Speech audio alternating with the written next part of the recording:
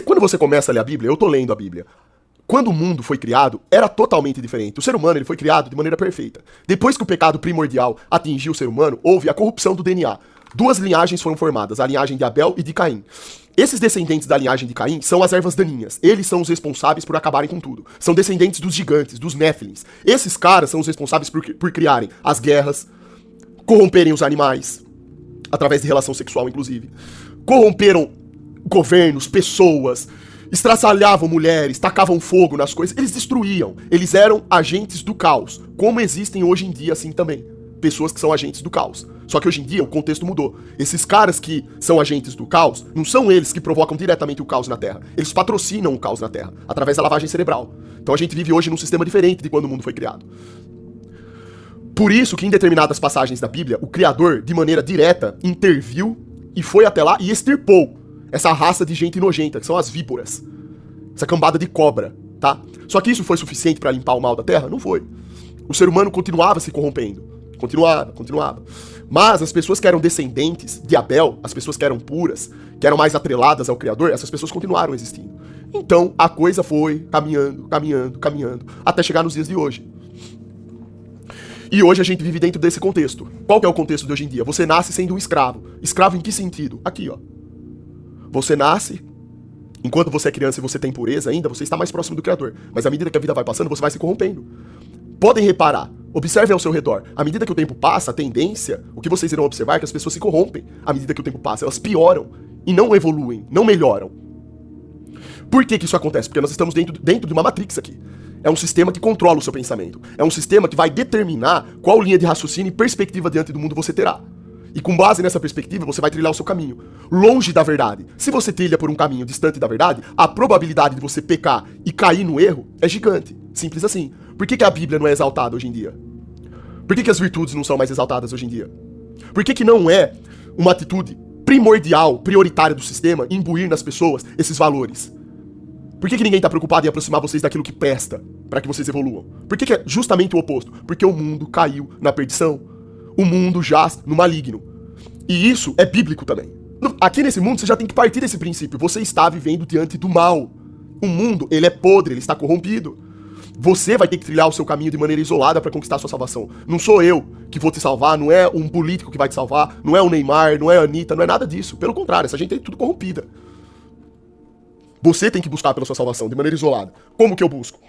Lendo a Bíblia e sendo um exaltador de virtudes. Eu tenho que ser um cara que busca sempre fazer, adormecer tudo aquilo que não presta dentro de mim.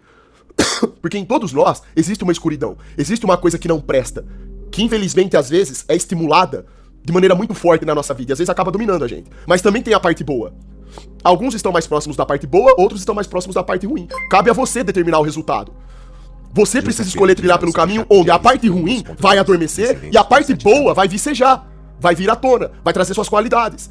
E assim, à medida que o tempo vai passando, você vai lutando. A vida é luta, constante. Todo santo dia você tem que lutar contra os estímulos do mundo que querem te corromper. É fácil fazer isso? Não. Já é difícil vocês parar de bater punheta vendo pornografia. A pornografia é uma das coisas mais satânicas que existem no mundo. Olha quantas pessoas estão viciadas nessa porcaria. Você acha que esses caras conseguem existir e sobressair? Vocês acham que essa indústria existe? Por quê? Porque as pessoas acessam. Quanto maior for o pecado da humanidade, mais pessoas irão abusar desses pecadores e fazer dinheiro em cima dessa coisa nojenta, dessa podridão. Por isso que é interessante para o sistema que nós sejamos NPCs, que a gente não questione nada, que a gente não busque pela evolução. Quanto mais a gente permanece no pecado, mais a gente é enganado, mais eles tiram o nosso dinheiro, mais eles obtêm controle sobre os nossos pensamentos e a nossa vida. É assim que o sistema age.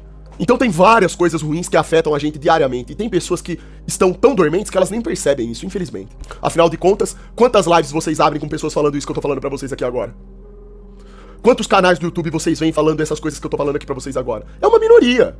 Você conta nos dedos, na verdade. De uma mão ainda. O resto é só abobrinha. Um monte de abobrinha. Matheus mandou R$5.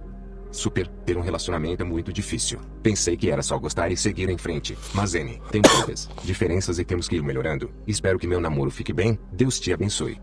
Sabe por que muitas pessoas não dão certo em relacionamentos, ô Matheus? Aí você chegou na verdade. Não sei se você percebeu. Porque a maior parte das pessoas não quer evoluir e melhorar. A pessoa não quer equilibrar a balança. junto com o seu parceiro, com a sua parceira. Porque o relacionamento é isso, é uma construção.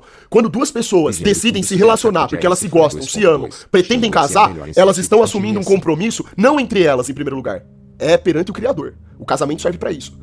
A partir do momento que eu tenho interesse de casar com uma pessoa, eu estou dizendo pro Criador, estou pedindo a bênção dele, para que eu consiga ser uma pessoa que consiga passar pelos obstáculos da vida, evoluir como ser humano, junto com a minha parceira, e que ela evolua junto comigo. Pra quê? Pra que nós consigamos construir algo que vale a pena. Pra no futuro, quando a gente for constituir uma família, a gente ter o que passar pros nossos filhos. Pra que o legado seja passado por gerações e gerações. Então, casamento, namoro, tudo isso faz parte de um sistema onde as pessoas precisam se ajudarem.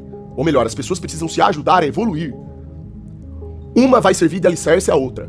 E as duas estarão perseguindo o caminho correto rumo ao Criador, cara. Esse aqui é o significado das coisas. O problema é que as pessoas casam e elas nem leem a Bíblia também, né?